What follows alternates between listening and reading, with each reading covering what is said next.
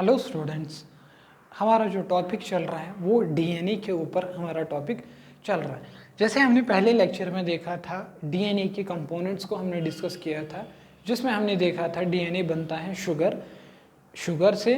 दूसरा कंपोनेंट हमने देखा था नाइट्रोजनस बेस, और तीसरा कंपोनेंट हमने देखा था फॉस्फेट ग्रुप। ये तीन जब मिलेंगे तो हमारा डीएनए का स्ट्रक्चर बनेगा। तो ये हमने पहले लेक्चर में देखा था। और हमने क्या देखा था पहले लेक्चर में? हमने कुछ लिंकेजेस को डिस्कस किया था। जैसे हमने देखा था शुगर और नाइट्रोजनस बेस के बीच में जो ये लिंकेज बनती हैं, इसको हम बोलते हैं एन ग्लाइकोसाइडिक लिंकेज। और जो शुगर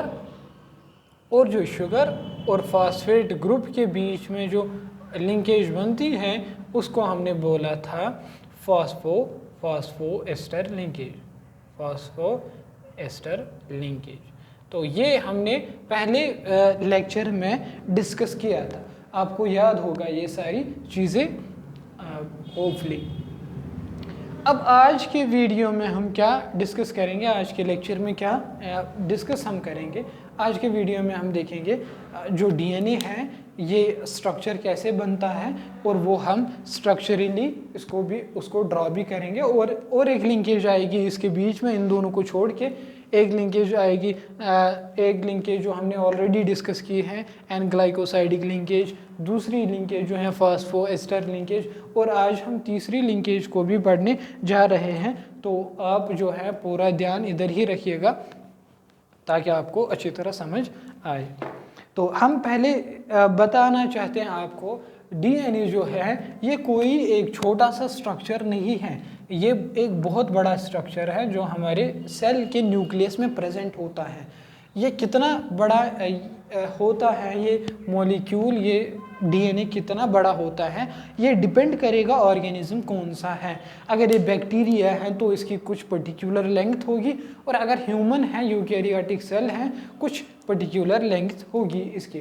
तो जैसे एग्जांपल के तौर पर अगर हम लिखेंगे, ई कोलाई जो है इसकी जो डीएनए की लेंथ है 4.6 × 10⁶ बेस पेयर्स।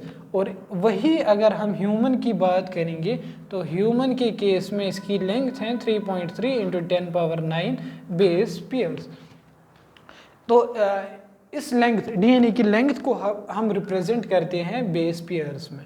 तो लेंथ जो है ई कोलाई के केस में 4.6 × 10⁶ बेस पेयर, और ह्यूमन के केस में 3.3 × 10⁹। अब इस हिसाब से किसका डीएनए बड़ा है, इस हिसाब से आप थोड़ा सा दिमाग लगाइए। आपको क्या लगता है, ह्यूमन का बड़ा डीएनए है या ई कोलाई का बड़ा डीएनए है?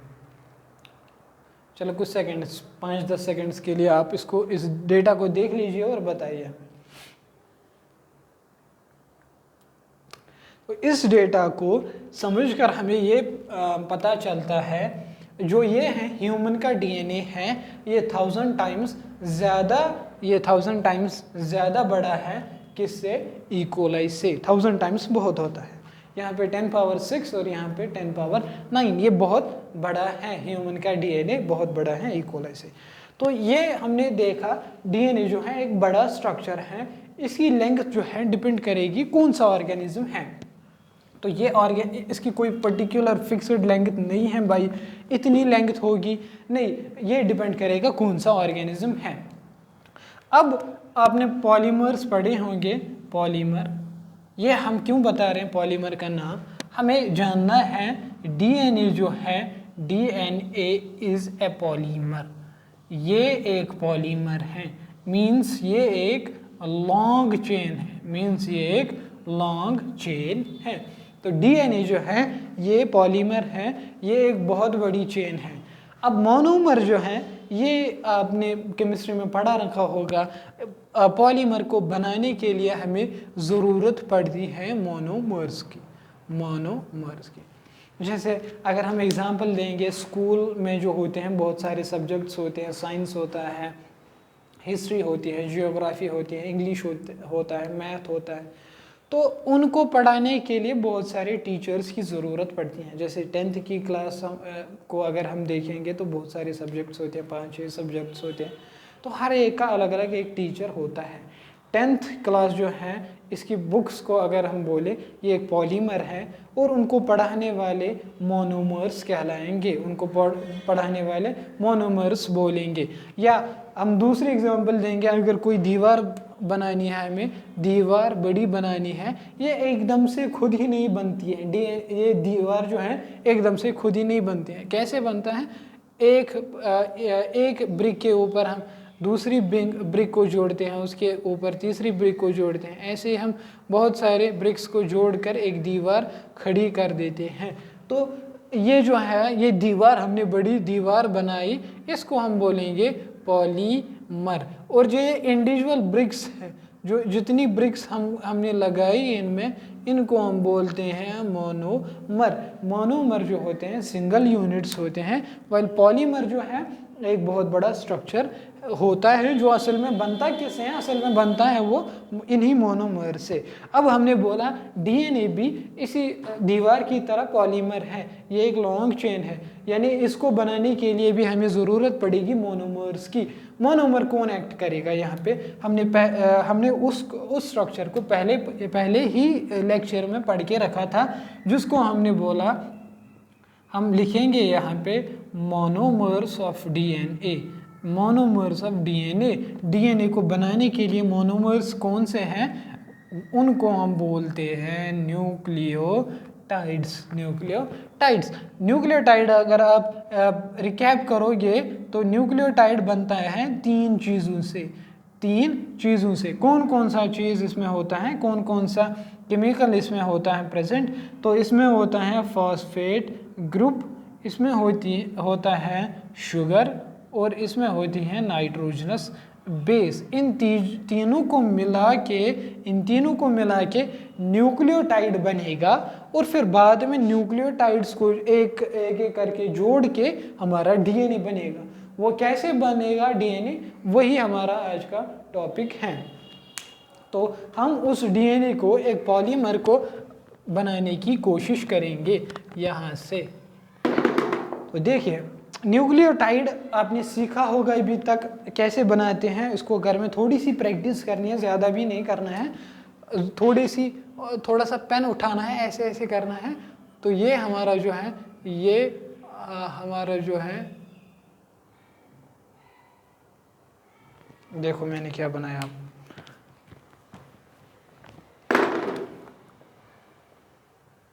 ये हमारा शुगर है, ये हमारा शुगर है। आपको सिखाते सिखाते मैं खुद भूल गया।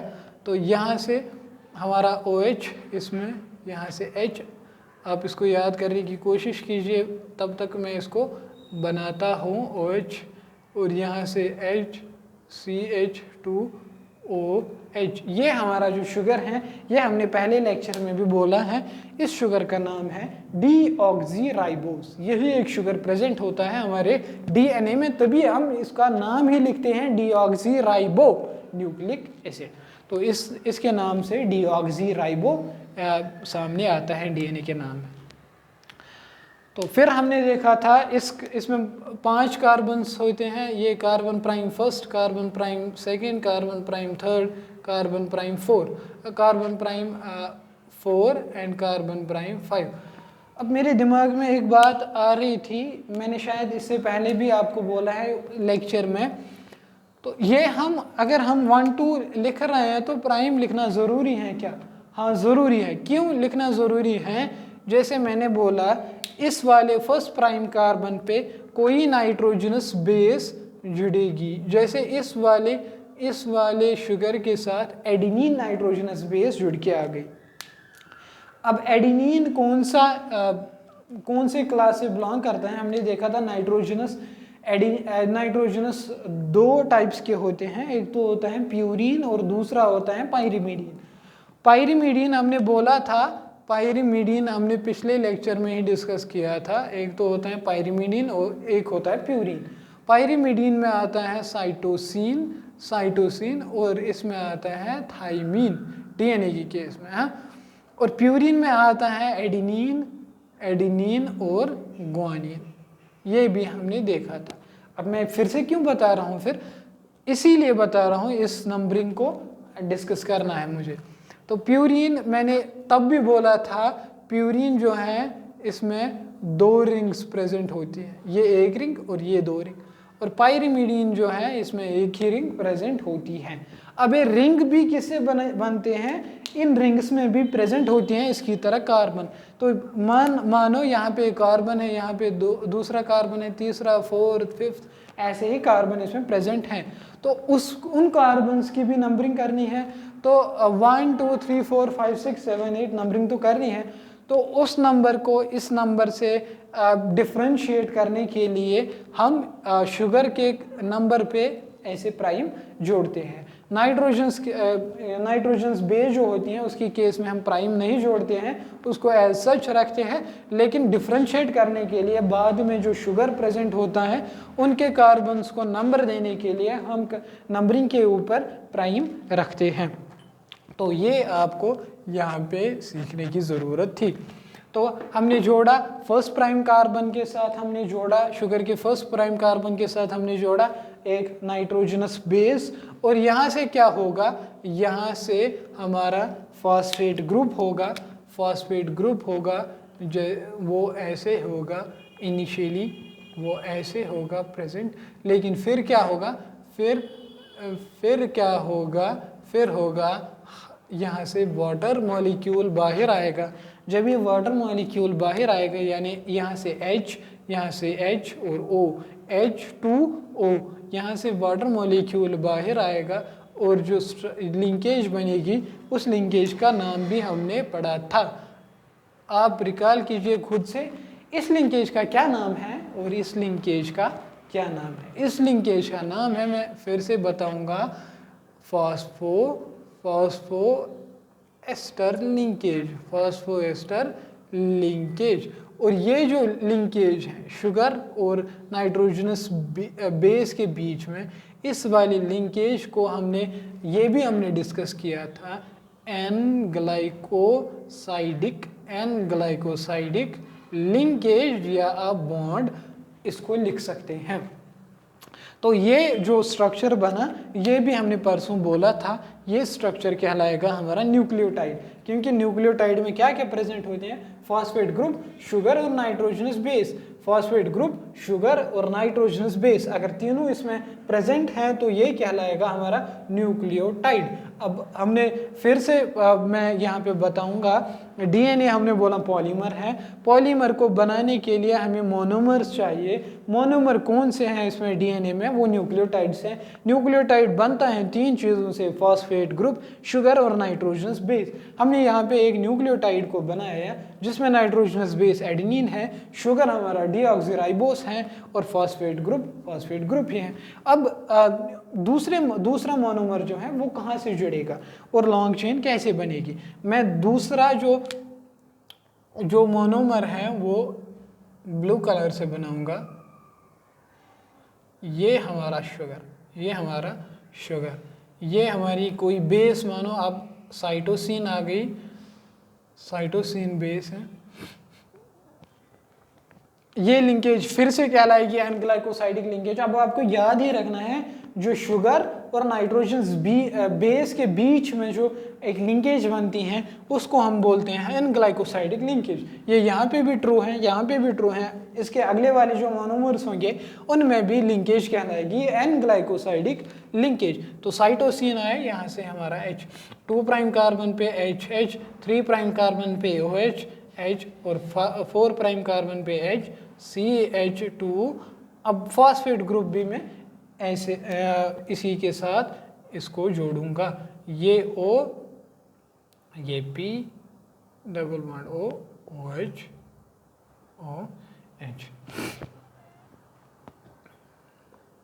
OH।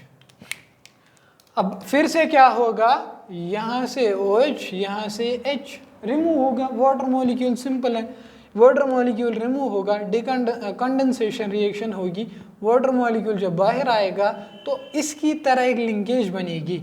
कैसे लिखूंगा मैं उसको, वाटर मॉलिक्यूल बाहर आया लेकिन ऑक्सीजन अभी इधर ही है, ऑक्सीजन अभी इधर ही है, तो बीच में ऑक्सीजन रहा। यहाँ पे 3 प्राइम कार्बन पे ये क्या है, CH2, फिर O, फिर P, यहाँ से आप देखिए CH2OP, इस वाली लिंकेज को हमने बोला फॉस्फोएस्टर लिंकेज, यहाँ पे भी CH2OP, तो ये जो लिंकेज है इसको हम बोलेंगे फॉस्फोएस्टर लिंकेज। फॉस्फोएस्टर लिंकेज यहाँ से भी, यानी ऐसे मैं मार्क करूँगा इसको, ये वाली लिंकेज जो है ये फॉस्फोएस्टर लिंकेज कहलाएगी, क्योंकि CH2OP CH2OP। अब यहाँ से देखिए आप CH2OP, यानी ये भी जो लिंकेज है ये भी कहलाएगी फॉस्फोएस्टर लिंकेज। अब फिर से आप थोड़ा सा ध्यान दीजिए इसमें, ये एक न्यूक्लियोटाइड था हमारा, ये सेकेंड न्यूक्लियोटाइड है हमारा, इसके बीच में कनेक्ट कौन करता है इसको, ये फॉस्फोएस्टर 1 और ये फॉस्फोएस्टर 2, इन न्यूक्लियोटाइड्स को आपस में जोड़ता है। तो फॉस्फोएस्टर 1 और फॉस्फोएस्टर 2, इस लिंकेज को हम बोलते हैं, इस लिंकेज को हम बोलेंगे फिर फॉस्फो, क्योंकि इसमें 2 एस्टर बॉन्ड है तो हम बोलेंगे डाईएस्टर लिंकेज। फॉस्फोडाईएस्टर लिंकेज प्रेजेंट कहाँ पे होती है, एक न्यूक्लियोटाइड और दूसरे न्यूक्लियोटाइड के बीच में जो लिंकेज होती है उसको हम बोलते हैं फॉस्फोएस्टर लिंकेज। ये बनता किस किस कार्बन से है, 3 prime carbon of first nucleotide और 5 प्राइम, क्योंकि यहाँ से भी नंबरिंग ऐसे ही करेंगे, 1 प्राइम 2 प्राइम 3 प्राइम 4 प्राइम और हमारा 5 प्राइम, 3 प्राइम कार्बन और 5 prime carbon, 3 prime carbon of first nucleotide और 5 prime carbon of second nucleotide. तो ये लिंकेज हमारी जो है बन के आ गई, यानी एक न्यूक्लियोटाइड और दूसरे न्यूक्लियोटाइड के बीच में जो लिंकेज होगी, एक रिश्ता बनेगा, उस रिश्ते को हम बोलेंगे फॉस्फोडाईएस्टर रिश्ता, फॉस्फोडाईएस्टर लिंकेज हम बोलेंगे उसको। तो ऐसे ही जो है तीसरा न्यूक्लियोटाइड जब आएगा वो भी ऐसे ही फॉस्फोडाईएस्टर लिंकेज फॉर्म करके इस 3' जो हमारा OH है यहाँ पे, उसको यूज़ करके फॉस्फोडाईएस्टर बॉन्ड फिर से बनाएगा, तो तीसरा जुड़ जाएगा और फिर ऐसे ही करके 4 5 6 7 8 ऐसे ही n टाइम्स आएंगे न्यूक्लियोटाइड्स जुड़ के और हमारा जो है DNA को फॉर्म करेंगे। तो हमने इस लेक्चर में क्या देखा, हमने देखा DNA जो है पॉलीमर है, पॉलीमर बनेगा किससे, मोनोमर से। मोनोमर आएंगे कहाँ से, न्यूक्लियोटाइड है हमारे पास, न्यूक्लियोटाइड बनेगा किससे, फॉस्फेट ग्रुप शुगर और नाइट्रोजनस बेस से बनेगा। वो कैसे बनता है, वो ऐसे बनता है। तो सारा आपके सामने है, बस आपको थोड़ा सा इस पर ध्यान देने की ज़रूरत है। तो हमने अभी तक 3 टाइप्स ऑफ लिंकेजेस पढ़ी हैं जो आपको याद रखने हैं, और शुगर का कौन सा कार्बन इन्वॉल्व होता है वो भी आपको याद रखना है। पहला हमने देखा था एन ग्लाइकोसाइडिक लिंकेज, जो यहाँ से बनता है, यहाँ पे भी बनता है। एन ग्लाइकोसाइडिक लिंकेज किस कार्बन से बनता है, शुगर के फर्स्ट प्राइम कार्बन से बनता है। यहाँ पे भी बना शुगर के फर्स्ट प्राइम कार्बन से, थर्ड में भी बनेगा शुगर के फर्स्ट प्राइम कार्बन से। दूसरी लिंकेज हमने पढ़ी थी फॉस्फोएस्टर लिंकेज, किस कार्बन से बनी, शुगर के 5 प्राइम कार्बन से बनी। यहाँ पे भी शुगर के 5 प्राइम कार्बन से फॉस्फोएस्टर लिंकेज बनी। थर्ड लिंकेज जो आज पढ़ी हमने उसको बोलते हैं फॉस्फोडाईएस्टर लिंकेज। ये लिंकेज कहाँ प्रेजेंट होती हैं, न्यूक्लियोटाइड फर्स्ट और न्यूक्लियोटाइड सेकेंड के बीच में जो ये लिंकेज होती हैं इसको हम बोलते हैं फॉस्फोडाईएस्टर लिंकेज। किस किस कार्बन से बनता है, 2 कार्बन से इन्वॉल्व होते हैं। पहले न्यूक्लियोटाइड का 3 प्राइम कार्बन, क्योंकि OH ग्रुप 3 प्राइम कार्बन से आता है, और 5 प्राइम कार्बन से फॉस्फेट जो हमारा प्रेजेंट होता है 5 प्राइम कार्बन के साथ जुड़ा होता है। तो कार्बन्स कौन कौन से इन्वॉल्व होते हैं, फिर फर्स्ट न्यूक्लियोटाइड का 3 प्राइम कार्बन और सेकेंड न्यूक्लियोटाइड का 5 प्राइम कार्बन, ये एक लिंकेज बनती है। लिंकेज को हम बोलते हैं फॉस्फोडाईएस्टर लिंकेज। होप क्या आपको यहाँ तक समझ में आया होगा। ऐसे ही बहुत सारे मोनोमर्स जुड़ के आएंगे और डीएनए को बनाएंगे। तो आज के इस लेक्चर में हम इतना ही पढ़ेंगे।